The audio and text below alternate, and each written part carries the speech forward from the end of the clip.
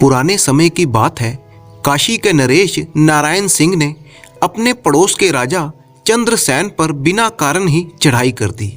अपने राज्य का विस्तार करना ही इस लड़ाई का कारण था।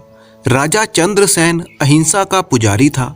उसने सोचा कि युद्ध करने से हजारों आदमी मारे जाएंगे, इसीलिए वह राज्य तथा राजधानी को छोड़कर रात के अंधेरे में वहां से चला गया।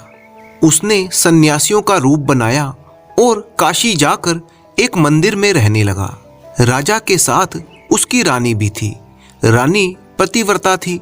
संकट के समय में अपने पति को अकेला छोड़कर वह मायके नहीं गई। साध्वी वेश में राजा के साथ ही रहने लगी।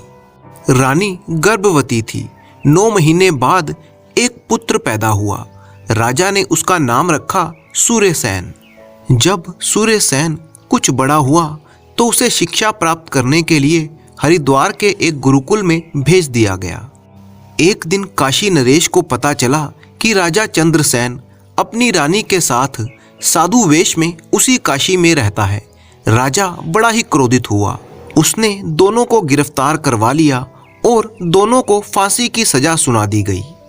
यह समाचार पाकर उनका पुत्र सूर्यसेन हरिद्वार से आया और माता पिता के अंतिम दर्शन करने के लिए जेल खाने में गया।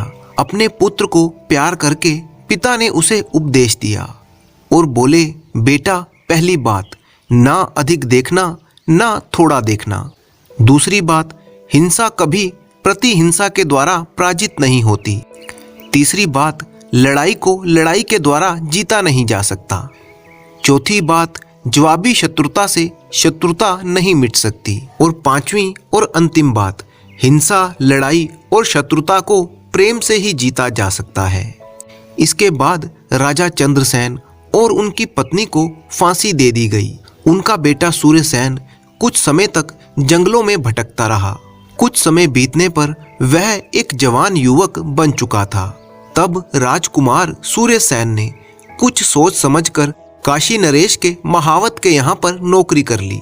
काशी नरेश को मालूम न था कि राजा चंद्रसेन का कोई पुत्र भी था। सूर्यसेन को मुरली बजाने का बड़ा ही शौक था। वह प्रातः 4 बजे प्रतिदिन उठ जाता और बड़े ही प्रेम से मुरली बजाया करता। एक दिन उसकी मुरली की मधुर आवाज काशी नरेश के कानों में जा पहुंची। राजा ने महावत से पूछा, तुम्हारे घर में मुरली कौन बजाता है? महावत ने कहा, एक आवारा लड़के को मैंने नौकर रख लिया है। हाथियों को पानी पिलाता है, वही मुरली भी बजाता है। काशी नरेश ने जब सूर्यसेन को देखा तो उसकी लंबी कदकाठी और तगड़ा शरीर देखकर उसे अपना अंगरक्षक बना लिया। सूर्यसेन को कुछ दिनों तक प्रशिक्षण दिया गया। उसके बाद वह राजा का अंगरक्षक बन के अपने कर्तव्य का पालन करने लगा। एक दिन की बात है। काशी के राजा अपने कुछ साथियों और अपने अंगरक्षक को लेकर जंगल में शिकार खेलने गए। घने जंगल में वह अपने साथियों से बिछुड़ गए। राजा एक घोड़े पर था और उसका अंगरक्षक यानी सूर्यसेन दूसरे घोड़े पर था। काफी थकावट होने के बाद दोनों एक घने वृक्ष की छाया में जा बैठे। राजा को कुछ आलस्य महसूस हुआ। गर्मी के दिन थे ही। राजा वहीं पेड़ के नीचे सो गया, जबकि उसका अंगरक्षक सूर्यसेन जागकर पहरा देने लगा। उसी समय सूर्यसेन को ध्यान आया कि यह वही काशी नरेश है जिसने उसके माता पिता को बिना अपराध के ही फांसी पर लटकवाया था। आज मौका मिला है, क्यों ना अपने माता पिता के खून का बदला इससे चुका लूं। उसकी आंखों में खून उतर आया। प्रतिशोध की ज्वाला छाती में भड़क उठी। उसने मयान से तलवार खींच ली, परंतु उसी समय पिता का उपदेश उसके दिमाग में आ गया, हिंसा कभी प्रतिहिंसा के द्वारा पराजित नहीं होती। सूर्यसेन ने चुपके से अपनी तलवार मयान में रख ली। वह अपने पिता की कही हुई बात को झुटला ना सका। उसी समय राजा की आंखें खुल गई। बैठकर काशी नरेश ने कहा, बेटा, बड़ा बुरा सपना देखा मैंने। ऐसा मालूम हुआ कि तुम मेरा सिर काटने के लिए अपनी नंगी तलवार हाथ में लिए हो। सूर्यसेन ने फिर से तलवार खींच ली और बोला, आपका सपना गलत नहीं था। मैं राजा चंद्रसेन का राजकुमार हूँ। आपने बिना अपराध मेरे साधु स्वरूप माता पिता का वध करवाया। मैं आज उसका बदला लूंगा। जब तक आप अपनी तलवार म्यान से निकालेंगे तब तक तो मैं आपका सिर धड़ से जुदा कर दूंगा।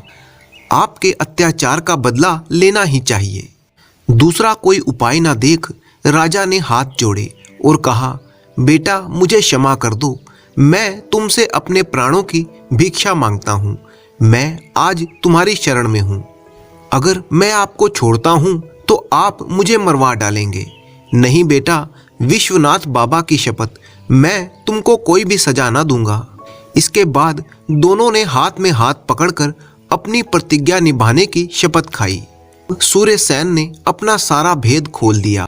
अंत में कहा, मरते समय मेरे पिता ने मुझे जो उपदेश दिया था उसी के कारण आज आपकी जान बच गई। राजा ने प्रश्न किया, वह क्या उपदेश था? सूर्यसेन ने कहा, अधिक ना देखना, ना थोड़ा देखना।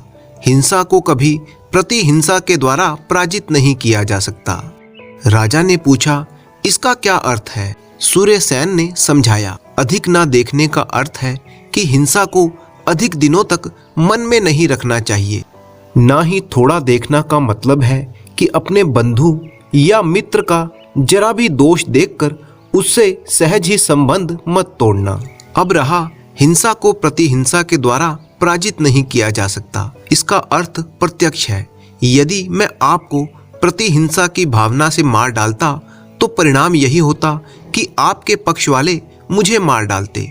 आज मेरे पिता के उपदेश ने हम दोनों के प्राण बचा लिए। जवाबी शत्रुता से शत्रुता मिट नहीं सकती।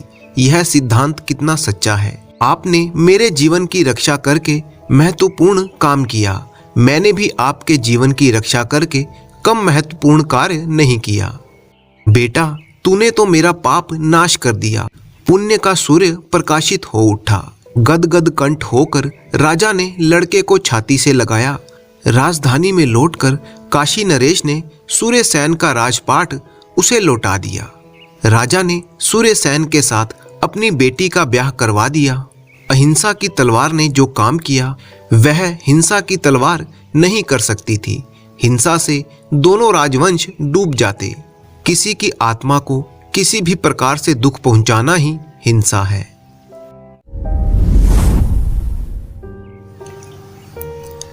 देवधर और मंगल की मित्रता ऐसी थी जैसे दोनों एक ही शरीर के दो अंग हों। यदि एक को चोट लगती तो तकलीफ दूसरे को होती थी। वो दोनों बचपन से ही मित्र थे। अब उनकी मित्रता इतनी पुरानी हो चुकी थी कि लोग उनकी दोस्ती का उदाहरण देते थे। वे दोनों अब बड़े हो चुके थे तो दोनों के माँ बाप को उनके ब्याह की चिंता सताने लगी।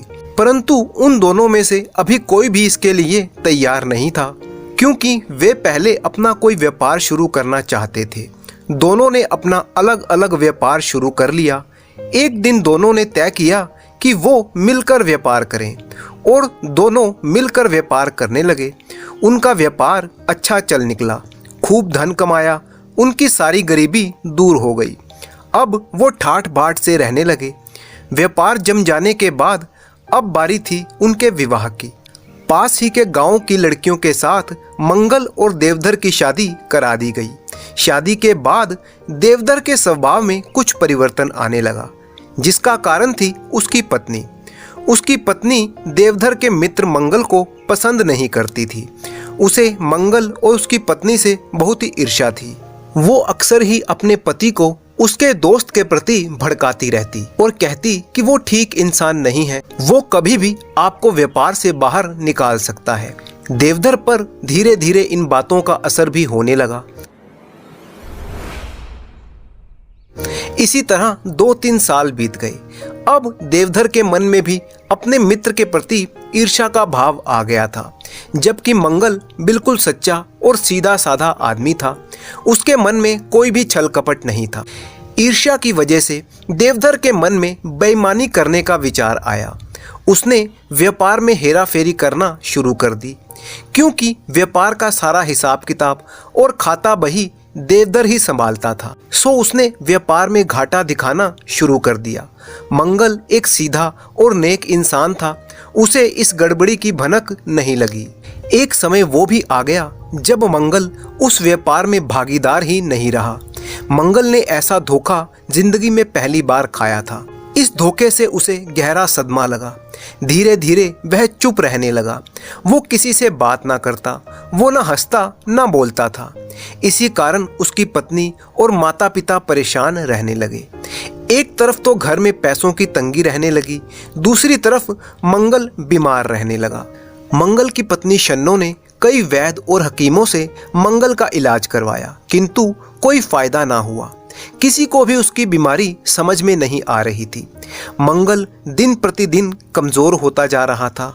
दूसरी तरफ देवधर अपने आप में मस्त था।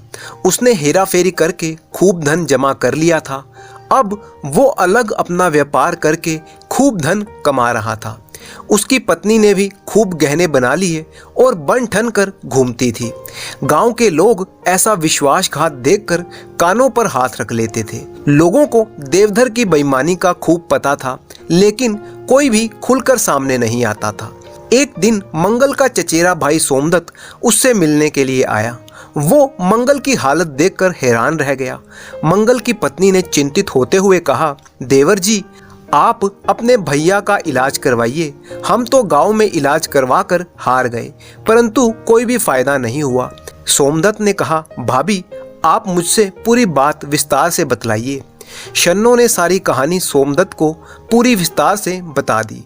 सोमदत्त बोला, भाभी, मंगल का इलाज किसी हकीम या वैद्य के पास नहीं है, इसका इलाज कुछ और ही है। फिर सोमदत्त ने कहा कि जब तक मंगल का मित्र देवधर खुद आकर मंगल से माफी नहीं मांगेगा, मंगल ठीक नहीं होगा। परंतु शन्नो ने कहा, देवर जी, देवधर बहुत ही धनी और बहुत ही घमंडी हो गया है, उसका माफी मांगना नामुमकिन है। हम गरीब उसके सामने टिक ही नहीं सकेंगे। सोमदत्त ने कहा, मैं इस नामुमकिन काम को मुमकिन करके दिखाऊंगा। मैं बिना धन के भी उसे नीचा दिखाऊंगा। उसने अगले दिन से ही अपनी योजना पर काम करना शुरू कर दिया। अगले दिन जब देवधर अपनी दुकान पर जा रहा था, तो उसने देखा कि एक आदमी उसकी तरफ देखकर जोर जोर से हंस दिया। देवधर को लगा कि कोई यूं ही हंस रहा होगा। असल में वो सोमदत्त था, जो हंसकर वहां से भाग गया। देवधर अभी थोड़ी ही दूर गया था कि चार लोग खड़े हुए आपस में बातें कर रहे थे। जैसे ही देवधर उनके सामने से गुजरा, चारों में से एक ने देवधर की तरफ देखा और कुछ कहा, और फिर सारे लोग जोर जोर से हंसने लगे।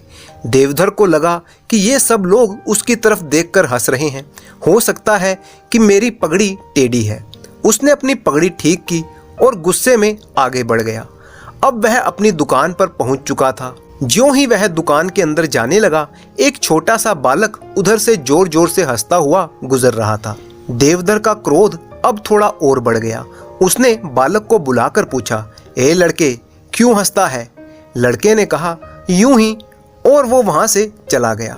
असल में ये सब सोमदत्त की योजना थी। उसने गांव के कुछ लोगों को अपने साथ मिला लिया और देवधर को जगह जगह देखकर उस पर हंसने लगते, जिससे देवधर को क्रोध आ रहा था। देवधर का आज दुकान में मन नहीं लग रहा था। उसे लगता था कि आज जरूर कहीं ना कहीं कोई गड़बड़ है। कभी वो शीशे में देखता, कभी अपने कपड़ों पर निगाह दौड़ाता, परंतु उसे कुछ भी समझ में नहीं आ रहा था। दोपहर को एक दाढ़ी वाला व्यापारी उसकी दुकान पर आया और देवधर से एक बड़ा सौदा तय करना चाहता था, परंतु देवधर का ध्यान तो आज कहीं और ही था।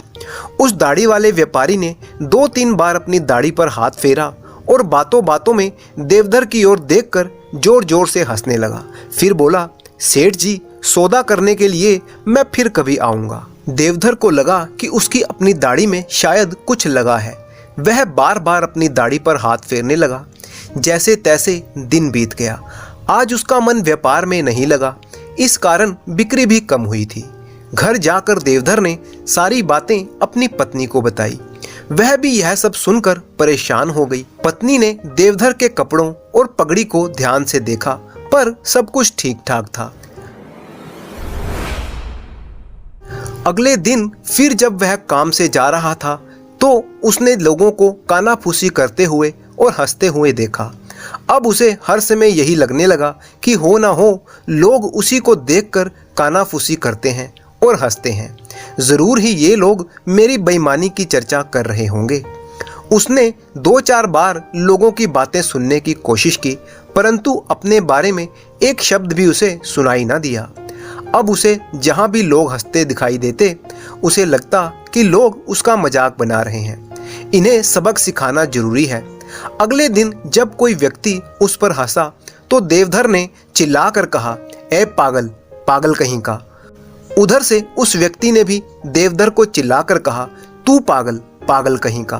तभी वहां से कुछ मनचले लड़कों की एक टोली गुजर रही थी। ये सब देखकर वो भी देवधर के साथ मस्करी करने लगे और उसे पागल पागल पागल कहीं का कहकर चिढ़ाने लगे। देवधर आग बबूला हो गया और उन्हें मारने के लिए दौड़ा। 1 सप्ताह के अंदर हालत ये हो गई कि देवधर जिधर से भी निकलता लोग कहते, पागल, ए पागल कहीं का।